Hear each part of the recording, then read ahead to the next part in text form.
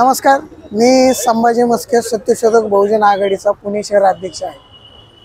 काल सकाळी 11 वाजल्यापासून आम्ही पुणे महानगरपालिका या ठिकाणी बेमुदत उपोषणास बसलेलो आहे।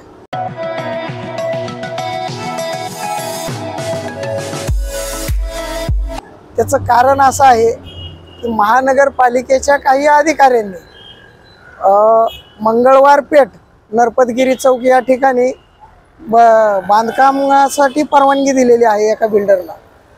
त्या ठिकाणी बिल्डिंगच्या आतमध्ये जाण्यासाठी रस्ता नाही। दुसरी जुनी इमारत आहे, त्या इमारतीच्या बेसमेंटमधून आतमध्ये जाण्यासाठी रस्ता आहे।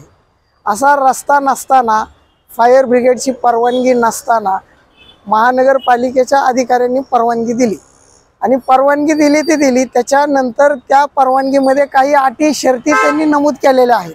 त्या अटीमध्ये स्पष्टपणे उल्लेख आहे की तुम्ही प्रथमतः ज्या काही अग्निशमनच्या अटी असतील त्यांचं पालन करावं, त्या गाडी जाण्यासाठी मार्ग सोडावा, हे त्यांनी नियमाचं पालन केलेलं नाही। दुसरा मुद्दा असा, त्यांनी त्या ठिकाणी इमारतीचं काम करत असताना त्या बिल्डरला त्या ठिकाणी मटेरियल ठेवण्यासाठी देखील जागा नव्हती। त्यांनी मटेरियल रस्त्यावर उतरलेलं आहे, त्याचे फोटो देखील आमच्याकडे आहेत आणि सविस्तररित्या सर्व आम्ही पुरावे त्या संबंधित जमा केलेले आहेत। आणि शरद मोरगड हे तिथले शाखा अभियंता असून त्या ठिकाणी आम्ही त्यांना ही माहिती दिली असता त्यांच्याकडे पत्र, बाबा हे आम्हाला बेकायदेशीर वाटते, जरी एखाद्या अधिकाऱ्याने त्यांना परवानगी दिलेली असेल तरी तुम्ही तिथं जाऊन नीट चौकशी करा। परवानगी ही 5 मजल्याची आहे। खालचा जो पहिला मजला असतो बेसमेंट, हे पकडून 5 मजल्याची परवानगी आहे। त्यांनी त्या ठिकाणी ते बेसमेंट सोडून 7 मजल्याची इमारतीचं बांधकाम केलेलं आहे। तर हे पूर्णपणे चुकीचं होते, हे तुम्ही पहा, एकदा पडताळा। तर अशा प्रकारे इथं पूर्णपणे आता भ्रष्टाचार चालू आहे असं मला वाटतंय आणि माझ्या प्रत्येक पत्र व्यवहाराची यांनी थोडी देखील दखल घेतलेली नाही, मला त्याचं उत्तर दिलेलं नाही। त्या कारणाने आम्हाला हा मार्ग अवलंबायला लागलेला आहे। लोकशाही पद्धतीने आम्ही या ठिकाणी उपोषण करीत आहोत।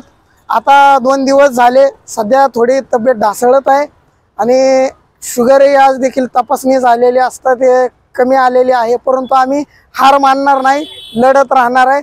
भले हा विषय सर्व जनतेचा आहे, जरी त्या बिल्डरने या सर्वांना विकलेला असेल तरी भविष्यामध्ये येणारा त्यांना खूप मोठा प्रॉब्लेम सुरू होणार आहे। तो थांबावा आणि पुढे देखील असा कारभार होऊ नये यासाठी आम्ही हे उपोषण चालू ठेवणार आहे आणि पुढे देखील असं काही झालं तरी लढत राहणार। या ठिकाणी आम्हाला उपोषणाला बसलेलं पाहून TV10चे प्रतिनिधी मिलिंद जाधव या ठिकाणी आले। त्यांनी आमची दखल घेतली, विषय पूर्णपणे समजून घेतला आणि त्यांनी बातमी दिल्याबद्दल मी व सत्यशोधक बहुजन आघाडीचे TV10चा आभारी आहे। धन्यवाद। मित्रांनो, आमचा हा व्हिडिओ शेवटपर्यंत बघितल्याबद्दल धन्यवाद।